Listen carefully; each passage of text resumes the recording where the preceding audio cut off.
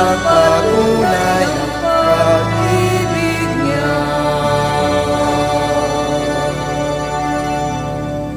Sa ngalan ng Ama at ng Anak at ng Espiritu Santo, Amen. sumainyo ang Panginoon. At sumaiyo rin. Mga minamahal kong kapatid, aminin natin ang ating mga kasalanan upang tayo'y mas maging marapat gumanap sa ating pagdiriwang.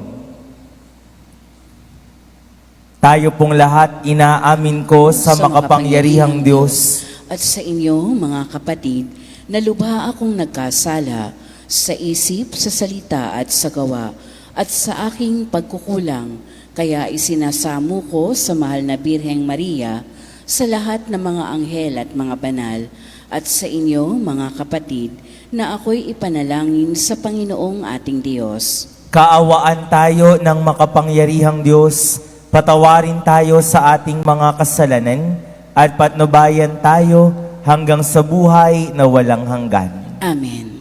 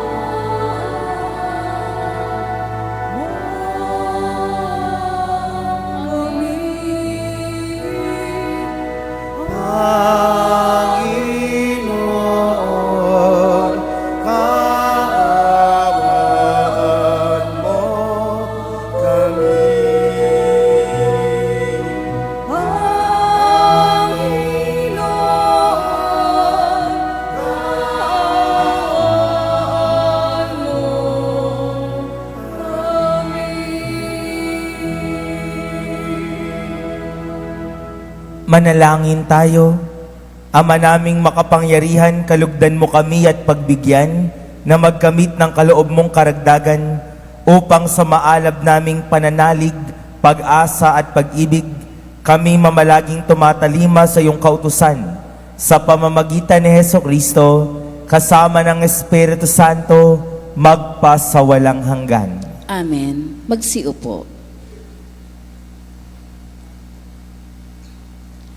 Tayo po ngayon ay nasa unang bahagi ng ating pagdiriwang, ang liturhiya ng salita ng Diyos.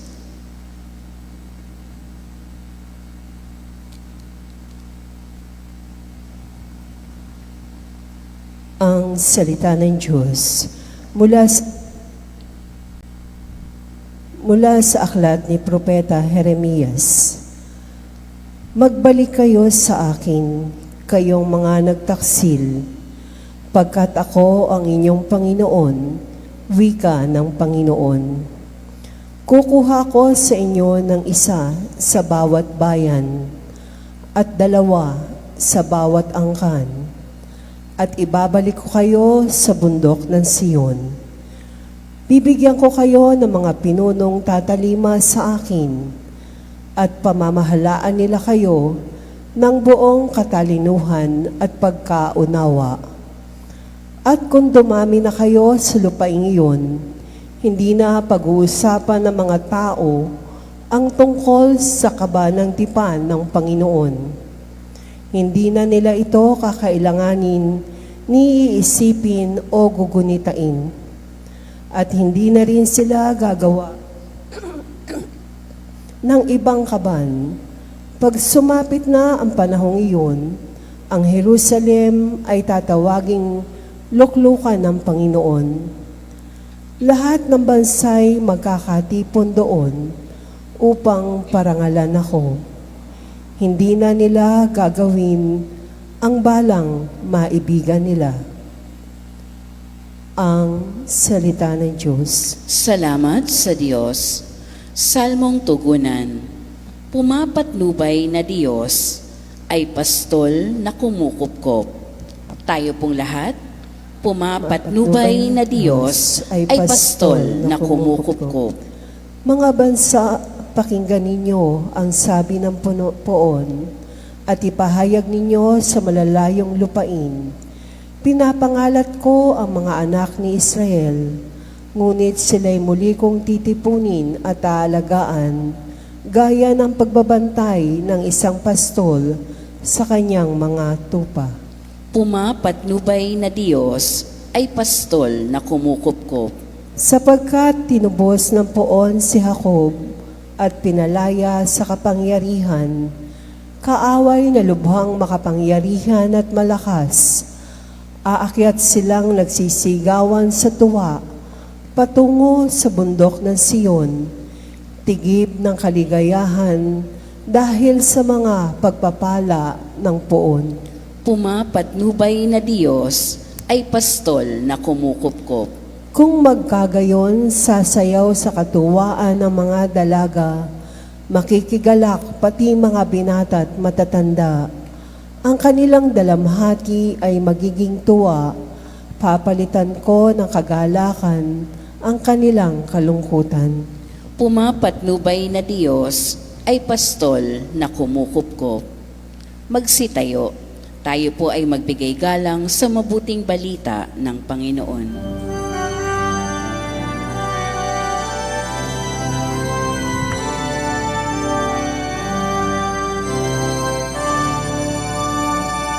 Alleluia, alleluia, alleluia, alleluia, alleluia.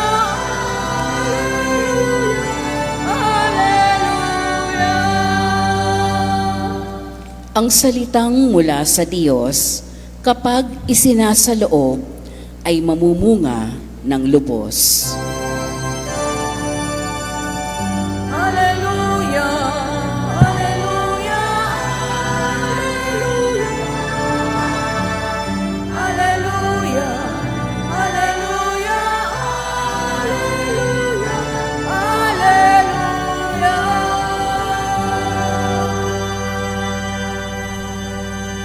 Sumainyo ang Panginoon. At sumaiya rin, Ang mabuting balita ng Panginoon ayon kay San Mateo.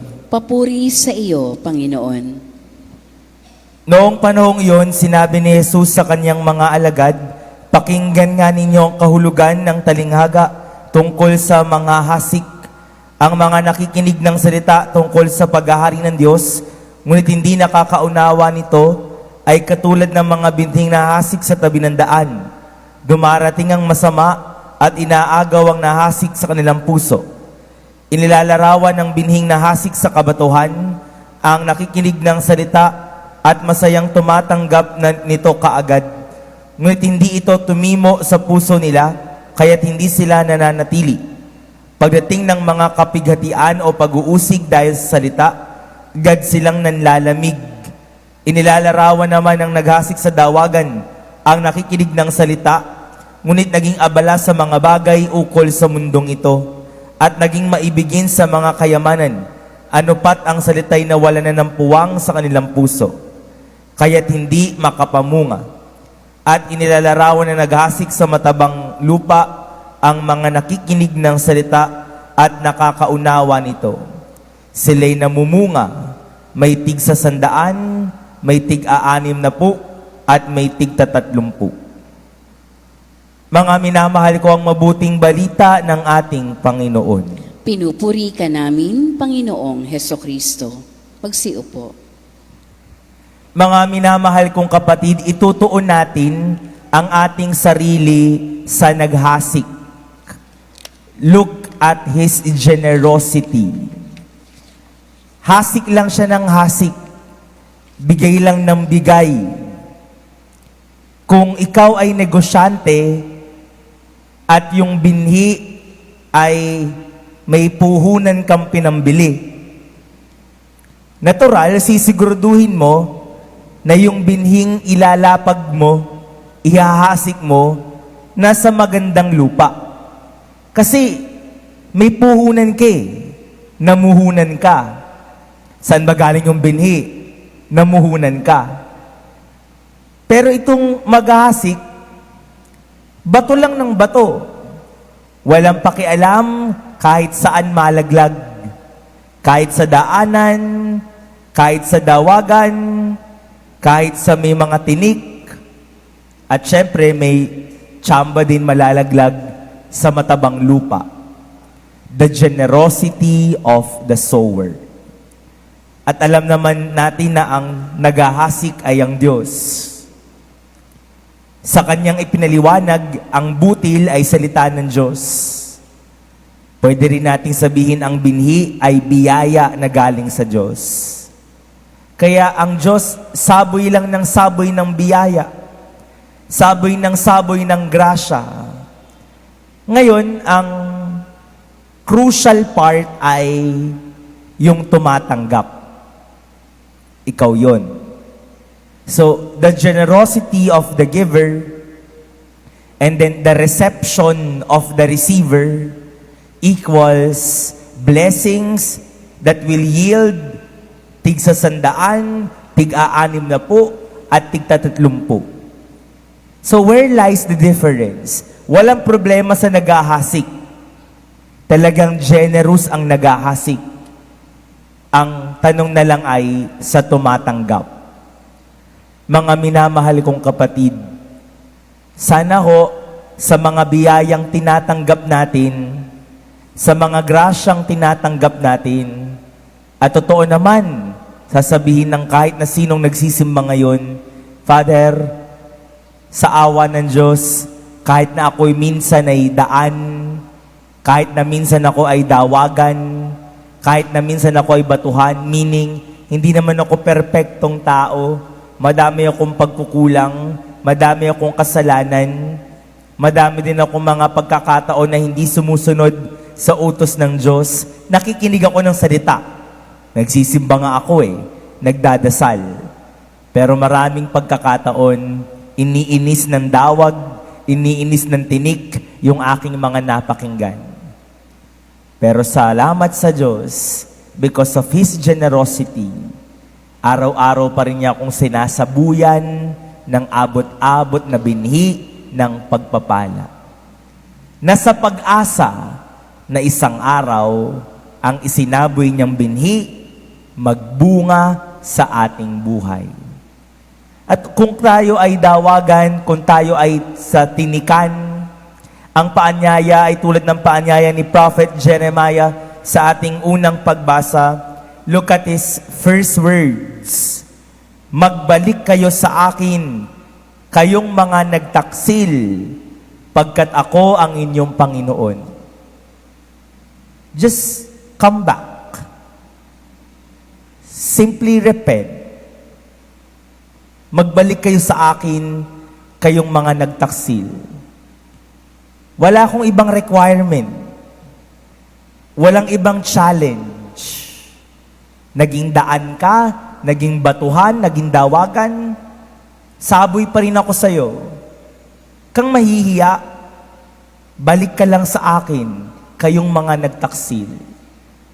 At ang generous sower, patuloy pa rin maghahasik ng mga binhi sa ating buhay. My dear brothers and sisters, our God is a very generous God.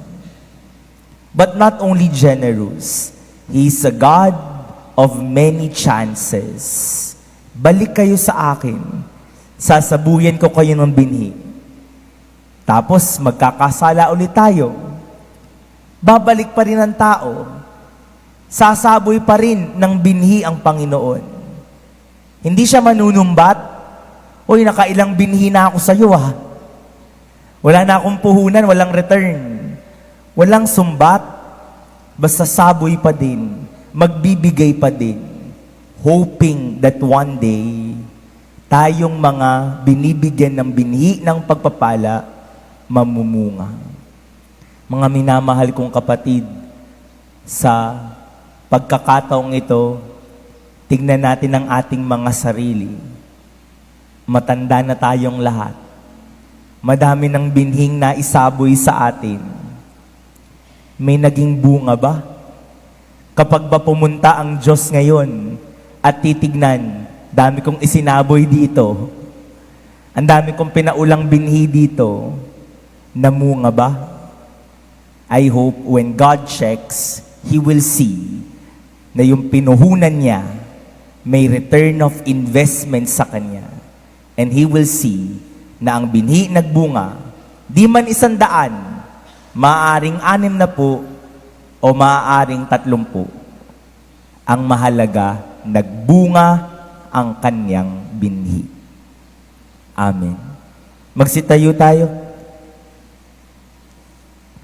Sa bawat panalangin atin pong itutugon, Panginoon, palaguin mo ang iyong salita sa amin. Panginoon, palaguin mo ang iyong salita sa amin.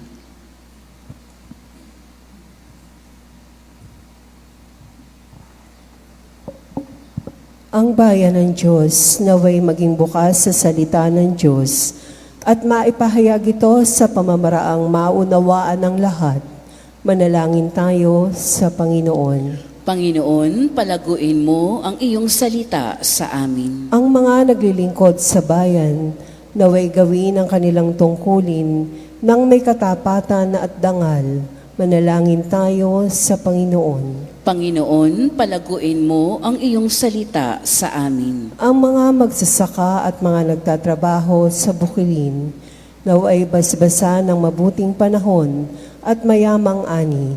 Manalangin tayo sa Panginoon. Panginoon, palaguin mo ang iyong salita sa amin. Ang mga may sakit, naway makatagpo ng kasiyahan at kapayapaan sa mga salita ni Jesus. Manalangin tayo sa Panginoon. Panginoon, palaguin mo ang iyong salita sa amin. Ang ating mga mahal na yumao, naway mamayapa sa kahariang inihanda para sa kanila. Manalangin tayo sa Panginoon. Panginoon, palaguin mo ang iyong salita sa amin. Sa katahimikan, nilapit natin sa Diyos ating mga pangangailangan.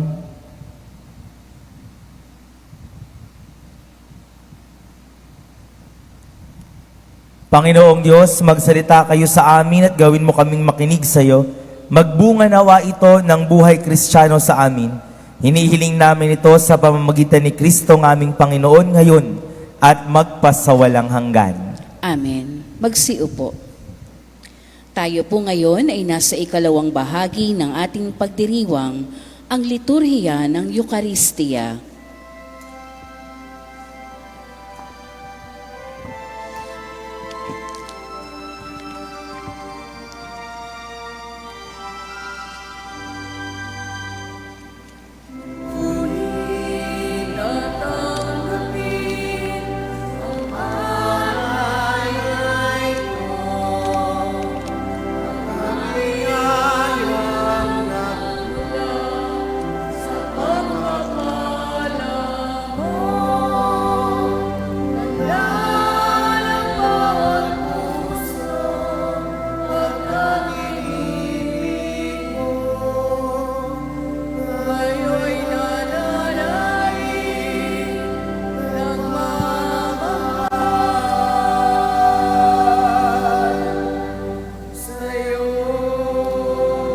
Magsitayo. Manalangin kayo mga kapatid upang ang paghahain natin ay kalugdan ng Diyos amang makapangyarihan. Tanggapin nawa ng Panginoon itong paghahain sa iyong mga kamay sa kapurihan niya at karangalan sa ating kapakinabangan at sa buong sambayanan niyang banal. Ama naming lumikha, lahat ng iyong mga paghahaing pinag-utos noong araw ay yung pinagtibay sa isang haing hantungan ng tanan. Tanggapin ang ginaganap ngayon ng iyong mga lingkod at basbasan mo ito ng kabanalang gaya ng iyong kaloob sa mga alay ni Abel na lubha mo kinalugod upang ang mga handog ng bawat isang nagbigay para sambahin ang banal mong ngalan ay magkamit ng karagdagan mong kasiyahan sa pamamagitan ni Hesukristo kasama ng Espiritu Santo magpasawalang hanggan. Amen. Sumainyo ang Panginoon. At sumairin, Itaas sa Diyos ang inyong puso at diwa. itinaas na namin sa Panginoon. Pasalamatan natin ang Panginoong ating Diyos. Marapat na siya ay pasalamatan. Ama naming makapangyarihan, tunay ngang marapat na ikaw ay aming pasalamatan sa pamamagitan ni Hesukristo na aming Panginoon. Utang na loob ang nagbubunsod upang gunitain ang kamatayan niya para kami buhayin. Pagtitiwala ang sanhi ng ligayang di malilimot sa pagkabuhay niyang sa aming kaloob. Pag-asa ang dahilan ng pagiging handa para sa pagbabalik niyang totoong dakila. Kaya kaisa ng mga anghel na nagsisiawit ng papuri sa iyo nang walang humpay sa kalangitan, kami nagbubunyi sa iyong kadakilaan.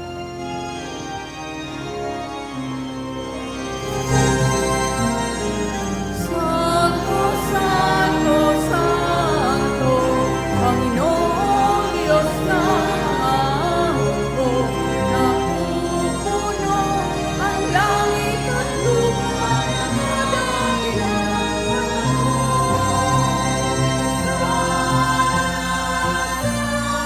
Ay kahasan, pinagpala ang naparirito sa ngalan ng Panginoon.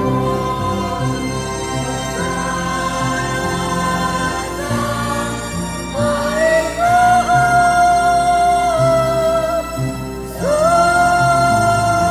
Magsiluhod. Ama naming banal, ikaw ang bukal ng tanang kabanalan, kaya't sa pamamagitan ng iyong Espiritu, gawin mong banal ang kaloob na ito upang para sa aming maging katawan at dugo ng aming Panginoong Hesukristo. Bago niya pinagtiis ang kusang loob na maging handog, hinawakan niya ang tinapay, pinasalamatan kanya, pinaghati-hati niya yun. Iniabot sa kaniyang mga alagad at sinabi, tanggapin ninyong lahat ito at kanin. Ito ang aking katawan na ihahandog para sa inyo.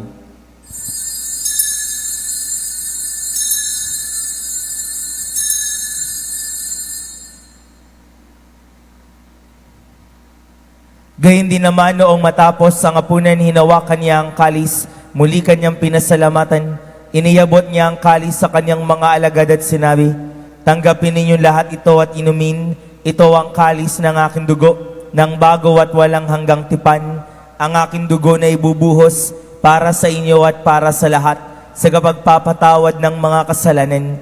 Gawin ninyo ito sa pag-alaala sa akin.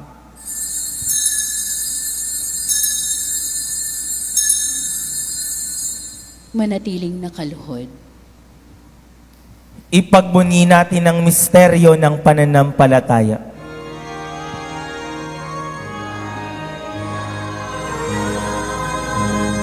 Nalayang iyong anak, nabuhay bilang Mesiya at magkalugsa para mahal sa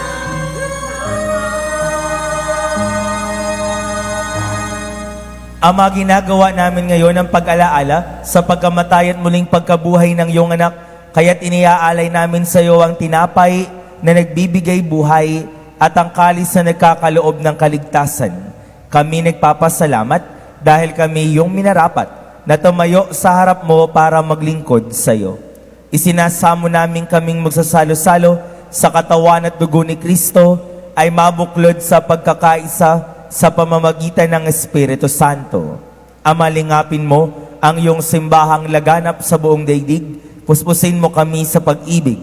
Kaisa ni Leon na aming Papa, Dennis na aming Obispo, at ng Tanang Kaparian.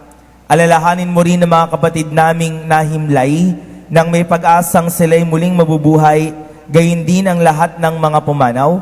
Kaawaan mo sila't patuloyin sa iyong kaliwanagan. Kaawaan mo't pagindapating kaming lahat na makasalo sa iyong buhay na walang wakas, kaisa ng mahal na Birheng Maria, Ina ng Diyos, ni San Jose, kaniyang kabiyak ng puso, kaisa ng mga apostol at ng lahat ng mga banal na namuhay dito sa daigdig ng kalugod-lugod sa iyo. maipagdiwang nawa namin ang pagpupuri sa ikararangal mo sa pamamagitan ng iyong anak na aming Panginoong Hesu Kristo. Sa pamamagitan ni Kristo, kasama niya at sa Kanya, ang lahat ng parangal at papuri ay sa iyo, Diyos Amang makapangyarihan, kasama ng Espiritu Santo, magpa sa walang hanggan.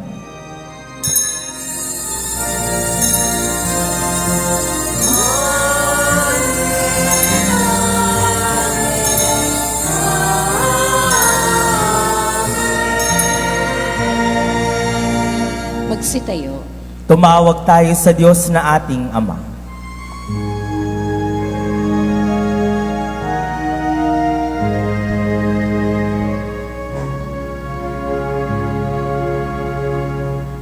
Ama namin, sumasalangit ka, sambahin ang ngalan mo. Ama sa amin ang kaharian mo, sundin ang dito sa lupa para lang sa langit. Bigyan mo kami ng aming pagkain sa araw-araw at patawarin mo kami sa aming mga sala para na magpapatawad namin sa nagkakasala sa amin at huwag mo kaming ipahintulot sa tukso at biyagyan mo kami sa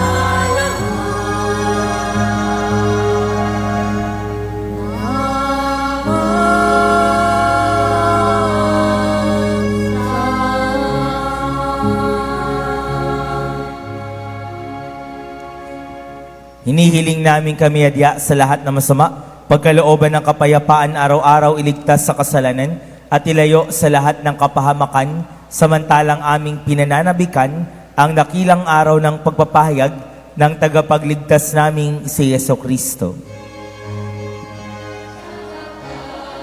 iyong kaharian,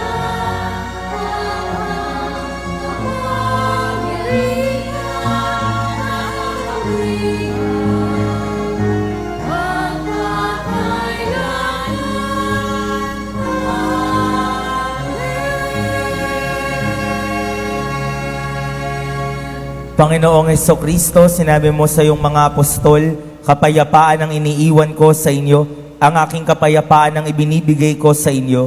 Tunghayan mo ang aming pananampalataya at huwag ang aming pagkakasala. Pagkalooban mo kami ng kapayapaan at pagkakaisa ayon sa iyong kalooban, kasama ng Espiritu Santo, magpa sa walang hanggan. Amen. Ang kapayapaan ng Panginoon ay laging sumainyo. At sumairin. Magbigayan kayo ng kapayapaan sa isa't isa.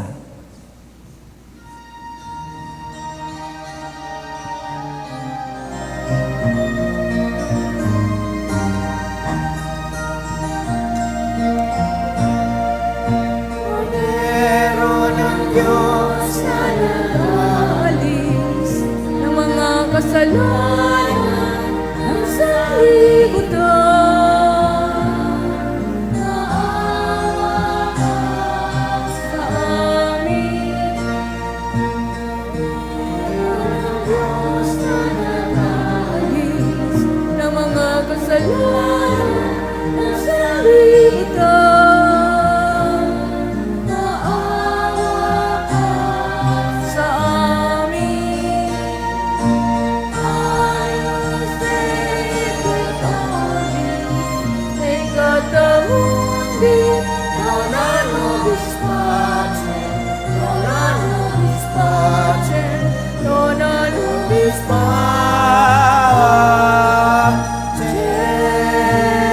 Siloam.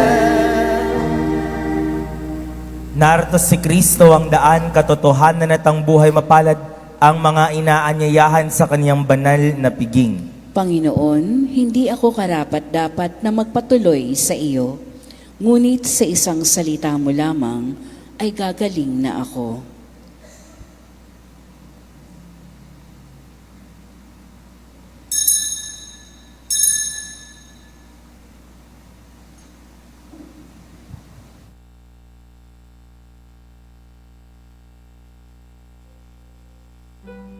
Panginoong Hesus, ako ay naniniwala na ikaw ay nasa kabanal-banalang sakramento.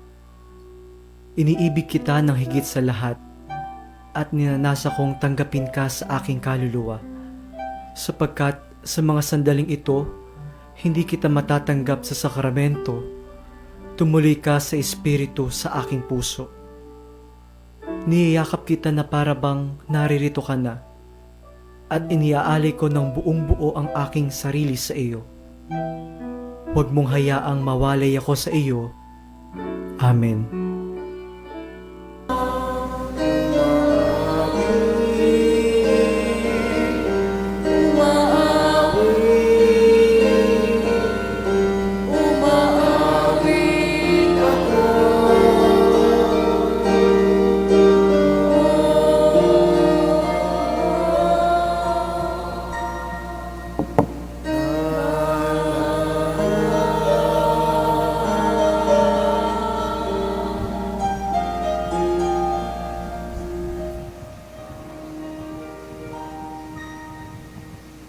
Manalangin tayo. Ama naming mapagmahal, manatili kang kapiling ng iyong sambayanan na ngayon pinapakinabang mo sa iyong sariling buhay at gawin mong kami pasulong na makahakbang mula sa dati naming pagkamakasalanan patungo sa pagbabagong nagdudulot ng iyong kabutihan sa pamamagitan ni Hesukristo kasama ng Espiritu Santo magpasawalang hanggan. Amen. Sumainyo ang Panginoon At sumairi at pagpalain kayo ng makapangyarihang Diyos, Ama at ng Anak at ng Espiritu Santo. Amen. Humayo kayong taglay ang kapayapaan ni Kristo. Salamat sa Diyos. Papurihan natin ang Panginoon.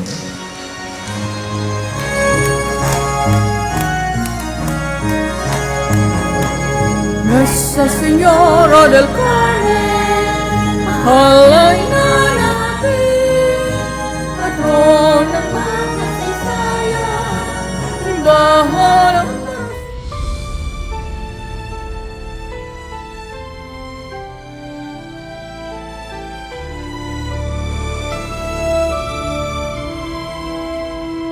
Nuestro Padre Jesús Nazareno, sinasamba